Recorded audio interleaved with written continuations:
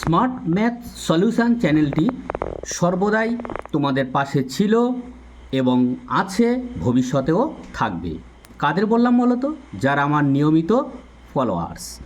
আমি তাদেরকে বলছি, তোমাদের 100% শিওর করে বলতে পারি, প্রত্যেকটি পরীক্ষার পূর্ব মুহূর্তে যে সমস্ত প্রশ্নগুলো নিয়ে এই চ্যানেলে আলোচনা করা হয়, তোমরা একটু ফলো করে দেখবে, পরীক্ষার প্রশ্নপত্র নিয়ে একটু মিলিয়ে দেখবে কতটা ইম্পর্টেন্ট প্রশ্ন এই চ্যানেলের মাধ্যমে পরিবেশন করা হয়।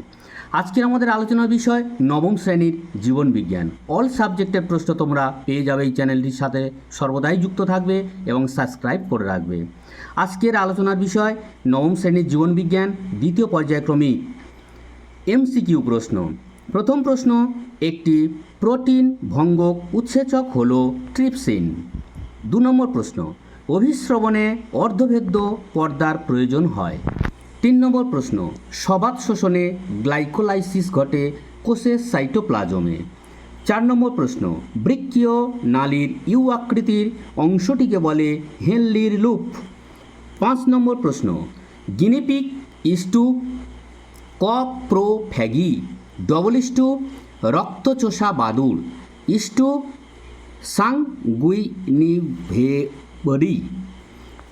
6 নম্বর প্রশ্ন, রক্ততঞ্চনিষ্ঠ অনুচক্রিকা ডবল ইস্টু শ্বাসবায়ু পরিবহন ইস্টু লোহিত রক্ত কণিকা।